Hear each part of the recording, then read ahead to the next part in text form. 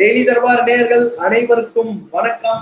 40 தொகுதிகளுக்கான mega exit போல் சர்வேயில் நாம் அடுத்த பார்க்க போகிற ஒரு தொகுதி. அந்த தொகுதியை நான் சொல்லும் போதே அது ஒரு பரபரப்பு தான் இருந்துச்சு.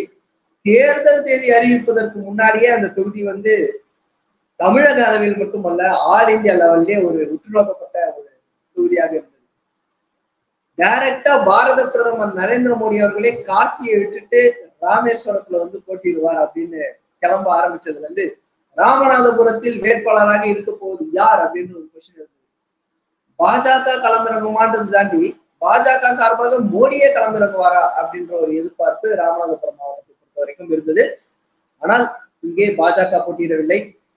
பாஜகவின் கூட்டணியில் இருக்கும் எந்த கட்சிகளும் போட்டியிடவில்லை. ஓபிஎஸ் அவர்கள் சுயேட்சையாக போட்டியிடுகிறார். சுயேட்சையாக போட்டியிடும் ஓபிஎஸ் அவர்களுக்கு பாஜக தன்னுடைய ஆதரவை வழங்கியிருக்கிறது. நண்பர்களே, ஓபிஎஸ் அவர்கள் சுயேட்சையாக போட்டியிடுவதற்கான காரணத்தை நம்ம ஏற்கனவே டிஸ்கஸ் பண்ணியிருந்தோம். அதிமுக மீதான கிளைம் இன்னும் ஓபிஎஸ் அவர்கள் முழுமையாக முடித்து வைக்கவில்லை அப்படின்ற காரணத்தால ஒரு தனி கட்சி தொடங்கியோ இல்ல இன்னொரு கட்சியோட சிம்பிள்ல நின்னாலோ அந்த கிளைம் ஆனது பறிபோய்விடும் அப்படின்ற காரணத்துக்காக ஓபிஎஸ் அவர்கள் ஒரு சுயேட்சை கேண்டிடேட்டாகவே இந்த தேர்தலை பொறுத்த வரைக்கும் இருக்கிறார்.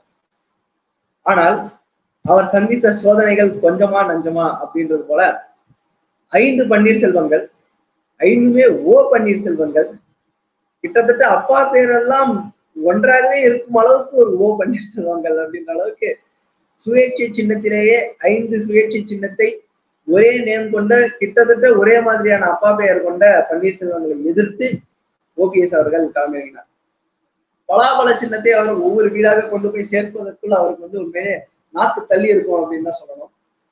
அவருக்கு எதிராக ஏற்கனவே அங்கு வெற்றி வேட்பாளராக இருக்கக்கூடிய IMUL கட்சி, இந்தியன் யூனியன் முஸ்லிம் IUML கட்சியை சார்ந்த நவாஸ் கனி அவர்கள் களமிறங்குகிறார். இஸ்லாமிய சமுதாய வாக்குகள் ராமநாதபுரத்தில் கணிசமாக இருக்கிறதுன்னு நமக்கு தெரியும். அதை நம்பி நவாஸ் கனி அவர்கள் களமிறங்குகிறார். இந்த சைடு அதிமுகவிலிருந்து ஜெயபெருமாள் அவர்கள் களமிறங்குகிறார். நேர்களே, இந்த இடத்துல அதிமுக கிட்டத்தட்ட ரேஸ் போயிடுச்சுன்னு தான் நினைக்கிறோம். காரணம் என்னவென்றால் அது ஒரு உரிமை போராட்டமாக மக்கள் பார்க்க ஆரம்பித்துவிட்டார்கள். ஓபிஎஸ் செய்வது அதிமுகவிற்கான உரிமை போராட்டம். அவர் மீது ஒரு சிம்பத்தி ராமநாதபுரம் மாவட்டத்தை பொறுத்த வரைக்கும் இருக்கிறது. நம்முடைய மண்ணின் மைந்தன், நாம் எப்பவுமே பாரம்பரியமாக ஆதரித்து கொண்டு வந்த அதிமுகவின் உரிமையை கோருகிறார். அதுவும் அம்மா அவர்களால் தேர்ந்தெடுக்கப்பட்ட ஒரு வேட்பாளர். அவரை அநீதி இழைச்சிட்டாங்க அப்படின்ற ஒரு எண்ணம் மக்கள் மனதில் ஆழமாக வேரூன்றி இருக்கிறது. அதனால் இந்த தொகுதியில் அதிமுகவுக்கு மிகப்பெரிய ஒரு தோல்வி காத்திருக்கிறது அப்படின்றத நம்மளோட சர்வே முடிவுகள்ல நம்மளால புரிஞ்சு கொள்ள முடியும். நம்ம முன்னாடி சொல்லியிருந்தோம், ஓபிஎஸ் அவர்கள் 2ஆம் இடம் பெறுவதற்கான வாய்ப்பு இருக்கு, நவாஸ் கனி அவர்கள் முதலிடம் பெறுவார் அப்படின்ற மாதிரி நம்ம சொல்லியிருந்தோம். அப்பொழுதே நிறைய நம்ம கமெண்ட்ல நிறைய பேர் ஓபிஎஸ் அவர்கள் தான் ஜெயிப்பார் அப்படின்ற மாதிரி கடுமையான கமெண்ட்ஸ் சொல்லியிருந்தாங்க, கண்டினியூஸா சொல்லியிருந்தாங்க. அண்ட் எஸ், அவர்களுடைய கமெண்ட்ஸ் தான் நம்மளுடைய போஸ்ட் அனாலிசிஸை பொறுத்த வரைக்கும் அந்த ரிசல்ட் உள்டா ஆனது நம்மளால பார்க்க முடியுது. பல இடங்களில் ஓபிஎஸ் அவர்கள் முன்னிலை பெறுவதற்கான வாய்ப்பு இருக்கு. இந்த தொகுதியும் நாங்க டஃபா தான் கால் பண்றோம். ஒரு கிளியர் விக்டரி ஓபிஎஸ் அவர்களுக்கு கொடுக்க முடியவில்லை. ஆனாலும் தொடக்கத்தில் குறைந்தபட்சம் பாதி நேரத்திற்காவது மாறி மாறி 2 பேரும் முன்னிலை பெற்று கடைசி நேரத்தில் ஓபிஎஸ் அவர்கள் தனித்துவமான முன்னிலை பெறுவார் அப்படின்னு தான் நம்ம நினைக்கிறோம்.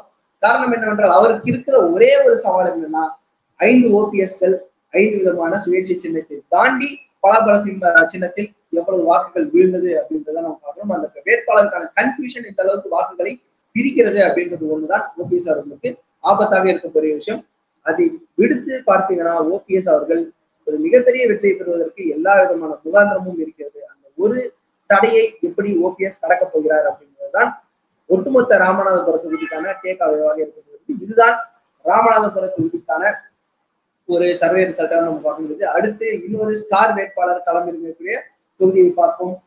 நன்றி.